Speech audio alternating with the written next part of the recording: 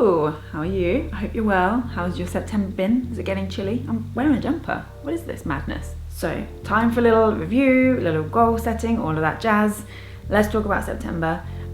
September started, yes, in Korea. I was in Korea at the start of September. I arrived just at the end of August, a couple of days before, and then I was there for 2 weeks. So kind of the first half, basically, of my month, I was in Korea, and it was really good. It was really, really good. In terms of where I went to Seoul, Jeju, and Gwangju, and then I went back up to Seoul to fly home. And it was really cool to see kind of different places. Loved Seoul, just enormous, like huge. How is it so big? But that was really fun, and that's where I was with Shannon as well, which was great. So it was really nice to kind of share that experience of being somewhere new and using this language that I'd never really used in person before with someone else, like in the same boat as me. That was really cool. Then she went home and I went on down to Jeju Island, and Jeju I absolutely adored. It felt kind of like Wales, I think, or maybe like, I don't know, the Channel Islands, I don't know. You just compare, don't you, naturally in your head to what you know. It just felt slightly detached and different from the rest of Korea that I saw, and I loved it. It was a little bit more chilled out. I was only in Jeju City. I stayed in Jeju City, and when I spoke to people before, they were like, oh no, Jeju City's horrible, don't stay there, stay out to other places. But I loved it. I thought it was a nice little place, and I went on a tour and I did the 2 things that I wanted to do in Jeju on this tour, because I'd been looking about how to do them before I went, and it was going to be really difficult. Hire a car, it was getting complicated, and I found this tour. So I went on this day tour and had to do all these weird things like go horse riding. Okay, go horse riding, round and take your photo. No cameras on the horse, because we're going to take your photo and we want to try and sell it to you for $30. No cameras on the horse, right? All of this. It was all very technical. Went round 1 block. Okay, off the horse now, back on the bus. All of that. But it was worth it because then I got to see the haneo, I think they're called, is the word in the right, letters in the right order, which are just, it's amazing. So they're women divers in Jeju who dive, free dive. They don't take oxygen tanks. They wear wetsuits, but they did used to wear cotton wetsuits, right? One of them I saw wasn't even wearing flippers. She was just wearing like kind of Croc style water shoes. And they just dive. They just head out into the little bay and they dive down maximum of like 2 or 3 minutes underwater, up to 10 meters, I think. And they come back with a net full of like, what's the word? Abalone, I think is the word, like shells and kind of sea cucumbers and things like this. And then they sell them, and that's their living. It's UNESCO intangible heritage, I think is the word, because a lot of younger people don't want to go into this profession. So all of these women divers are all like, the youngest was 57 and I think the oldest was 91, which is just unbelievable. I think there's about 200 of them left. Honestly, if you ever get the chance to see it, it's amazing. It's amazing. So that was really cool. And then I saw a cave. Like caves. Caves are good. Cave. After Jeju, I went to Gwangju because there was a cheap flight from Jeju and I thought I want to see somewhere else other than just Seoul and Jeju. And so yeah, Gwangju was cool as well. It was quite big, maybe about the size I was expecting. It's like the 6th biggest city. So it had like 1 metro line, and then from the bus station to the metro it was about a 20-minute walk. From the airport to the metro you had to walk like 10 minutes as well. So yeah, kind of that size of place. And I just kind of hung out really, went to the museums, all of that stuff. Oh, and then when I got back to Seoul, I went to the National Hangul Museum. Amazing. I shared about this on Instagram, but one of the reasons, so if you don't know the history of Hangul, basically King invented it to make like literacy easier for people, because they'd kind of adopted some Chinese characters and it was a bit tricky, it didn't really fit for their language, and so a king invented it like 1400s, I think. King Sejong, I think was his name. One of the reasons why it spread, when it started to spread, one of the reasons was number 1, religion, number 2 was language learning.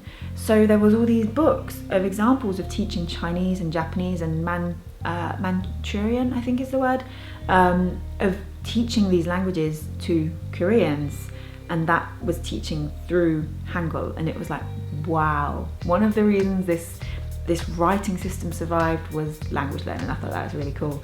And so yeah, in terms of Korean in Korea, not too bad. I felt when I first arrived completely overwhelmed. Like, I just felt so unprepared. I was reading everything around me, which is like my thing. I like to be able to just read the signs, like, oh, it's a language lesson sat on a bus and whatever, right? But in terms of using it, I just felt like I know nothing, right? But it got better. And being with Shannon, like, Shannon was amazing as soon as she arrived. Like, she just landed there and was like, pew, like just knowing all the words. And so having those first few days with her really helped, because then I could like kind of listen in and pick up oh yeah, of course, that's that. And gradually it all kind of came back to me. But I'd had 2 weeks before arriving in Korea in Spain with just Spanish and English, obviously, but like speaking Spanish and not really doing any Korean. So that probably didn't help, because I'd been learning quite well up until that point. But yeah, you can't really complain about 2 weeks in Spain, so not going to complain about that. And then over time, I felt more confident. I was able to express everything I wanted to express, to say the things I wanted to say, so I was pretty happy with the results. Then, last 2 weeks of September, what have I been doing? Well, I started at the end of Korea. I was in Gwangju, and I started my kind of next kind of secret mystery language. The reason it's a mystery is because sort of 6 weeks from now, I'm taking my mum on a little break, a little holiday for her birthday, and we wanted to go somewhere that none of us had ever been before. So that was kind of tricky to pick a place that was like in Europe, like near, that we'd never been. And we found somewhere, and very excited, and I'm learning the language as much as I can in 6 weeks, because it's going to be a really useful language to learn, not only for those 5 days, but also I think as a future of learning other languages. That's all I'm going to say, but I'm putting in a lot of effort. I already feel like I can speak more of that language than I ever could of Korean, which is kind of strange, not expecting that. But yeah, and I've got a pretty like heavy routine on it, more so than usual. I've been thinking a lot about that quote of like, madness is doing the same thing and expecting different results or whatever, right? I still have my hour in the morning, and I got a book from the library, like a book and like a proper set from the library, which was free. So check your libraries, because I was not expecting that to be free. For years, I've been going into the library going, oh yeah, one day, but well, I'm not going to pay for it right now because I'm not going to really learn it. I'm just going to go in next time and grab all the sets because they were free, like amazing. So I've got a little set with some audio. I've got loads of audio downloaded from Live Lingua, so I always get the initials wrong, the FSI and the DLI, I think, and the Peace Corps. Those, I've got loads of audio and ebooks as well to kind of support everything. pod101.com I'm using quite a lot as well. I've got some music playlists on Spotify that I've made up, and ones that I've found. I'm listening a lot to that just to get exposure. There's nothing to watch. There's nothing on Netflix or Amazon that I found to watch in this language, but that's okay. That's not a big problem, because it's nice to then use that time to, kind of just go back to English.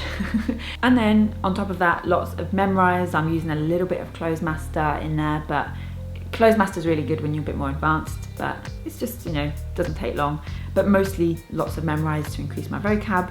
And yeah, it's going really well. I'm very happy.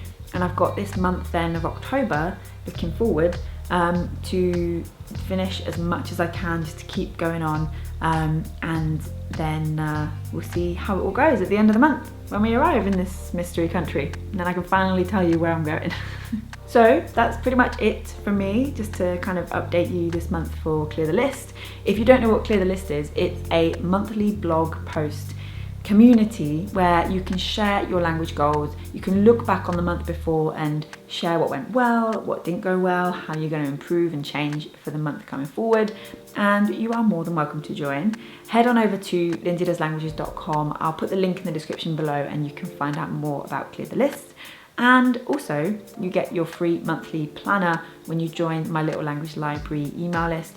That link is in the description below as well. You get all sorts of goodies, not just the planner, but loads of stuff. So let me know what your language goals are looking like right now. What are you learning? How's it all going? Share in the comments down below. And as always, remember to subscribe for regular language learning videos. I will see you very soon. Thank you. Bye.